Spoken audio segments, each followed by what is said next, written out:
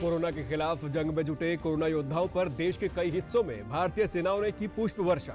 Panchkula civil अस्पताल के ऊपर फूल बरसाकर दिया सम्मान।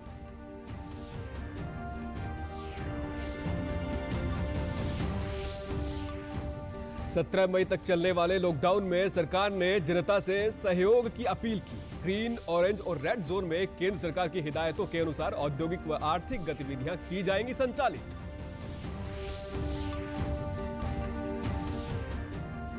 कोविड-19 को खत्म करने के लिए बीसीजी वैक्सीन के इस्तेमाल को मिली हरी झंडी। देश के 5 बड़े मेडिकल संस्थानों में पीजीआईएमएस रोहतक भी शामिल।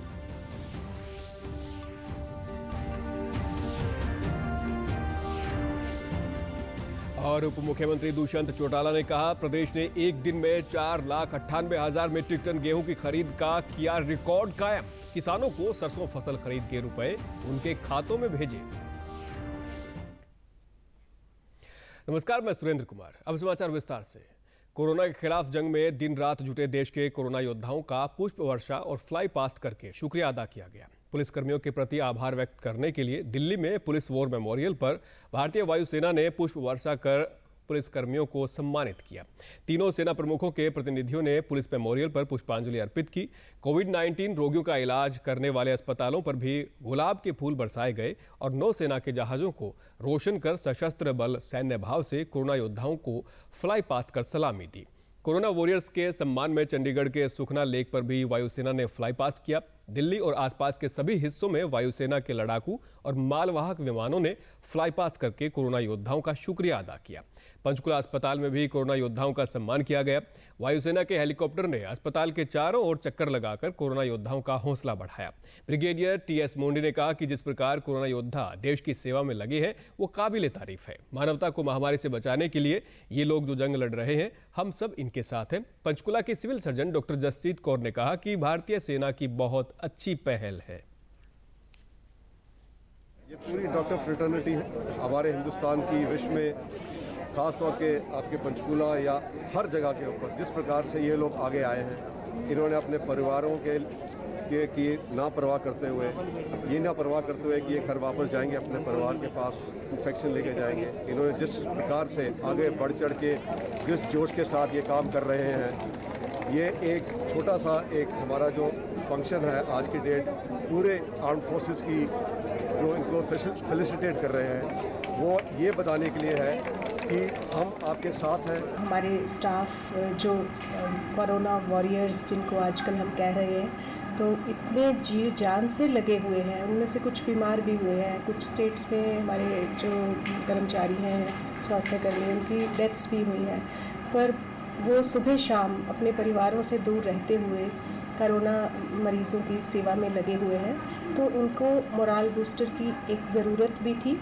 और इसको महसूस करते हुए जो सरकार ने और भारतीय सेना ने ये फैसला लिया, ये बहुत अच्छा था। अब आगे से वो और अच्छे से और ज़्यादा प्रोत्साहित होकर इस सेवा में लग जाएंगे। उप मुख्यमंत्री दुष्यंत चौटाला ने आज चंडीगढ़ में आयोजित पत्रकार वार्ता के दौरान कहा कि अब तक प्रदेश में 41,23,000 मीट्रिक टन फसल की खरीद की जा चुकी है। उन्होंने कहा कि 1 जून से 30 जून तक सूरजमुखी की खरीद 5,650 मीट्रिक टन के हिसाब से खरीद की जाएगी। उप मुख्यमंत्री ने कहा कि प्रदेश ने एक दिन में 4,98,000 मीट्रिक टन गेहूं की खरीद कर रिकॉर्ड कायम किया है। उन्होंने बताया कि किसानों की सरसों फसल के रुपए उनके खातों में भेज दिए गए हैं। उप मुख्यमंत्री ने ई खरीद में सहयोग देने के लिए प्रदेश के किसानों का धन्यवाद किया। उन्होंने कहा कि जब नई प्रणाली लागू होती है तो थोड़ी दिक्कत आती है, लेकिन आढ़ती और किसान ने इस संकट के समय में पूरा सहयोग दिया है। दुष्यंत चौटाला ने कहा कि प्रदेश भर में अंत्योदय अन्न योजना, बीपीएल और 15,75,000 खाकी राशन कार्ड धारकों को सरकार द्वारा मुफ्त राशन भी वितरित किया जा रहा है। उप मुख्यमंत्री ने कोरोना वॉरियर्स को सलामी देने के लिए सेनाओं का धन्यवाद भी किया।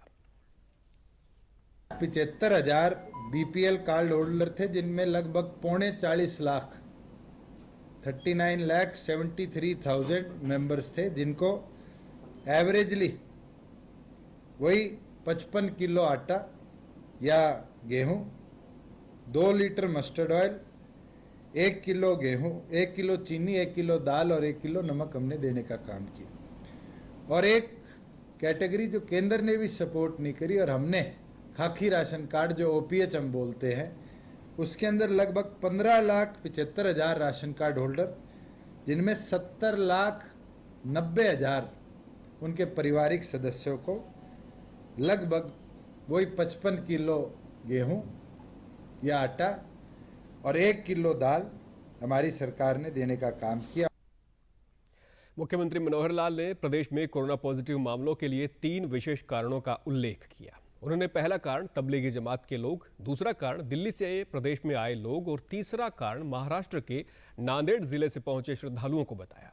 मुख्यमंत्री ने कहा कि अगर ये घटनाएं नहीं होती तो प्रदेश कोरोना महामारी से लड़ाई में और अच्छी स्थिति में होता। हुए हैं जिससे हमें चिंता है। एक जो जमात के लोग तबलीगी लोग थे, उनकी बड़ी संख्या हमारे इन पॉजिटिव केसेस में आई। और दूसरा जो चिंताजनक स्थिति वो बनी कि दिल्ली में काम करने वाले लोग जो हरियाणा में प्रतिदिन आते जाते थे दैनिक यात्री के रूप में या व्यवसाय के रूप में, उनको भी कोरोना से पॉजिटिव पाया गया। वो भी एक बड़ी संख्या है। तीसरा फैक्टर और जो ध्यान में आ रहा है, भले संख्या उसकी ज़्यादा हरियाणा में तो नहीं है, लेकिन पंजाब में बहुत बड़ी संख्या पाई गई है कि नांदेड़ से जो आए हुए तीर्थयात्री, उनमें भी बड़ी संख्या में और लोग पॉजिटिव पाए गए हैं।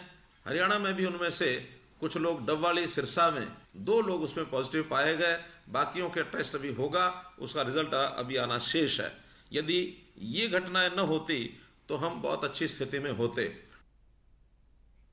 मुख्यमंत्री ने 17 मई तक चलने वाले लॉकडाउन में जनता से सरकार का सहयोग देने का आग्रह किया। उन्होंने कहा कि लॉकडाउन 3.0 के दौरान ग्रीन, ऑरेंज और रेड तीनों जोनों में केंद्र सरकार की हिदायतों के अनुसार औद्योगिक व आर्थिक गतिविधियां संचालित की जाएंगी।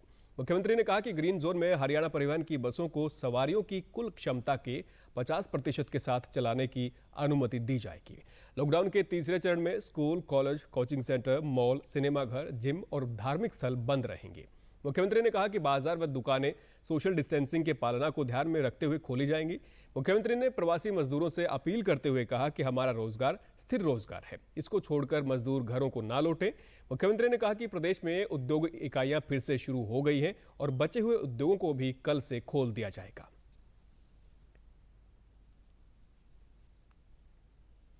अप्रवासी मजदूर जो यहाँ काम कर रहे हैं, पिछले दिनों में उनके काम छूट गए। हम लोगों ने आग्रह किया उद्योग को, औद्योगिक इकाइयों ने उनके 1 महीने की 2 महीने की सैलरी उनको देते रहे, लेकिन अब उद्योग शुरू हो गए हैं। उद्योगों को सबको खोल दिया गया है। जितने बचे हैं वो खुल जाएंगे। तो मैं सबसे पहले तो ऐसे कोविड-19 को खत्म करने के लिए बीसीजी वैक्सीन के इस्तेमाल को हरी झंडी मिल गई है। देश के 5 बड़े मेडिकल संस्थानों को वैक्सीन के ट्रायल की जिम्मेवारी सौंपी गई है, जिनमें रोहतक पीजीआईएमएस भी शामिल है, जिसमें फेज 3 क्लिनिक ट्रायल नाम के इस प्रोजेक्ट पर काम शुरू हो गया है। इस शोध की जिम्मेवारी पीजीआईएमएस के कम्युनिटी मेडिसिन विभाग प्रोफेसर सविता वर्मा को सौंपा गया है। डॉक्टर सविता वर्मा ने बीसीजी वैक्सीन के बारे में बताया कि drugs controller general of India ने देश के 5 मेडिकल संस्थानों को कोरोना पॉजिटिव मरीजों पर काम करने वाले और उनके अटेंडेंट पर बीसीजी वैक्सीन के प्रयोग की जिम्मेवारी देते हुए शोध करने के लिए कहा है, जिसमें रोहतक पीजीआई की टीम ने 75 बीसीजी वैक्सीन के साथ 175 लोगों पर ट्रायल की रूपरेखा तैयार कर ली है। इस वैक्सीन का ट्रायल उन लोगों पर किया जाएगा जो कोरोना वायरस पॉजिटिव मरीज के नजदीक रहे, जिसमें डॉक्टर, नर्स और अन्य मेडिकल स्टाफ होगा। कोरोना पॉजिटिव मरीज के अटेंडेंट परिवार के सदस्य भी शामिल किए जाएंगे। बीसीजी वैक्सीन के ऊपर कर रहे हैं। जो भी कोविड पॉजिटिव पेशेंट्स हैं, उनके कांटेक्ट में जो लोग आ रहे हैं, जैसे हेल्थ केयर वर्कर्स हैं जो उनकी टेक केयर कर रहे हैं या उनके क्लोज फैमिली कॉन्टैक्ट्स हैं, उनके ऊपर ये बीसीजी वैक्सीन का इफेक्ट देखना है कि क्या वो उनके अंदर इन्फेक्शन होने से रोकती है, और अगर रोकती है तो कितना रोक रही है, और अगर बाई चांस उनको इन्फेक्शन हो जाता। कोरोना वैश्विक महामारी से बचाव के लिए सुरक्षा कवच के रूप में झज्जर जिला की स्वयं सहायता समूह की महिलाएं शारीरिक दूरी की पालना करते हुए डिस्पोजेबल गाउन बनाने के काम में लगी हुई हैं। इनके द्वारा अब तक करीब 35,000 गाउन बनाकर कोरोना महामारी से लड़ रहे स्वास्थ्य कर्मियों तक पहुंचाए जा चुके हैं। स्वयं सहायता समूह की महिलाओं द्वारा दिया गया ये योगदान आर्थिक सुदृढ़ता के साथ ही वैश्विक महामारी से बचाव के लिए एक प्रेरणा स्रोत है। हरियाणा राज्य ग्रामीण आजीविका मिशन के जिला कार्यक्रम प्रबंधक योगेश पराशर ने बताया कि झज्जर में कुल 2,271 स्वयं सहायता समूह में करीब 24,572 महिलाएं जुड़ी हैं। उन्होंने बताया कि 500 से अधिक महिलाएं प्रत्यक्ष रूप से मास्क, हैंड सैनिटाइजर और गाउन बनाने के काम में लगी हुई हैं। में एंगेज्ड हैं। लगभग 35,000 के आसपास इन्होंने अभी तक बना लिए हैं और एक पर्टिकुलर कंपनी से हमें ऑर्डर आया था, उनके लिए हम बना रहे हैं। गाउन के अलावा बाकी और जो एक्टिविटीज़ हैं, मास्क हो गया, अलग अलग क्वांटिटी के सैनिटाइज़र हो गए, इसमें हमारी जो महिलाएं हैं इनका बहुत एक्टिव पार्टिसिपेशन रहा है और ऑर्डर्स भी हमारे पास स्टेट से बाहर भी आए। बज्जर जिले में 2271 स्वयं सहायता समूह बने हैं, जिसमें 24,576 महिलाएं जुड़ी हैं। इन महिलाओं में 500 से अधिक महिलाएं मास्क, सैनिटाइज़र और डॉक्टर गाउन बनाने का कार्य कर रही हैं। स्वयं सहायता समूह से जुड़ी महिलाओं ने कहा कि हरियाणा राज्य ग्रामीण आजीविका मिशन के माध्यम से सार्थक स्वयं सहायता समूह का गठन किया गया है। उन्होंने कहा कि समूह के सामाजिक एवं आर्थिक विकास के लिए कई योजनाओं को भी समूह से जोड़ा जा रहा है। डिस्पोजेबल गाउन का काम किया जाता है और हम प्रतिदिन 1200 से 1500 तक बना के कंपनी को देते हैं और हमने अभी तक पूरे महीने में 35,000 गाउन बनाए हैं और हमारे पास लॉकडाउन के तीसरे चरण में लोगों को राहत देने के लिए जिन क्षेत्रों में कोरोना संक्रमण का खतरा कम है, वहां कुछ और गतिविधियों में छूट दी गई है।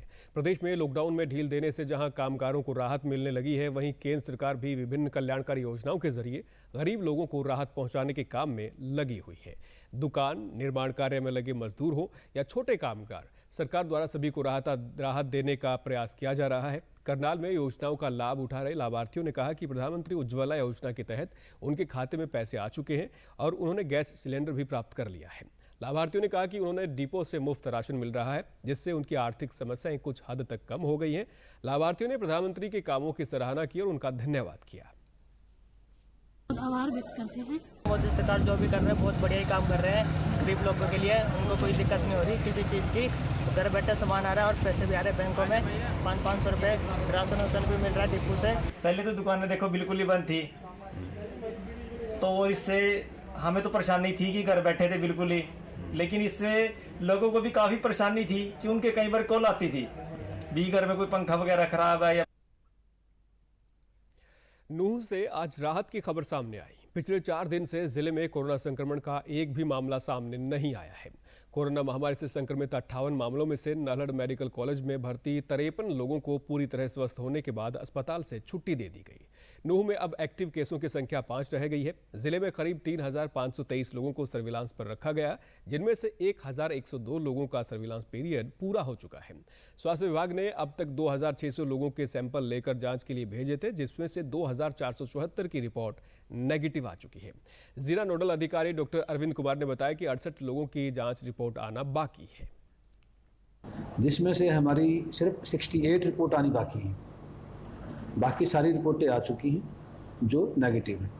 अब तक हमारे ज़िले में टोटल 58 केसेस पॉजिटिव हैं। अब एक्टिव केस हमारे टोटल 5 रह गए। ये भी हमारे मेवात में जो पॉजिटिव केसेस थे 58 में से 57 के 57 जो केस थे हमारे एसिम्प्टोमेटिक थे, जिनमें कोई भी लक्षण नहीं थे। अंत में इस बुलेटिन के मुख्य समाचार एक बार फिर।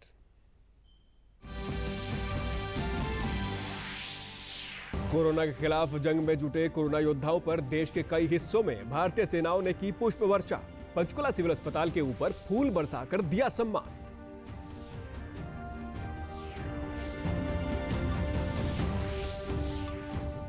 सत्रह मई तक चलने वाले लॉकडाउन में सरकार ने जनता से की सहयोग की अपील। ग्रीन, ऑरेंज और रेड जोन में केंद्र सरकार की हिदायतों के अनुसार औद्योगिक व आर्थिक गतिविधियां की जाएंगी संचालित।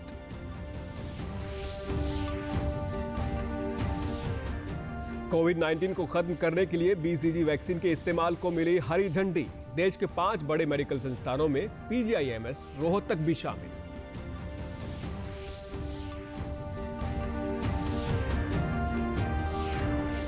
और उप मुख्यमंत्री दुष्यंत चौटाला ने कहा, प्रदेश ने एक दिन में 4,98,000 मीट्रिक टन गेहूं की खरीद कर किया रिकॉर्ड कायम। किसानों को सरसों फसल खरीद के रुपए उनके खातों में भेजे। समाचार में आज इतना ही। नमस्कार।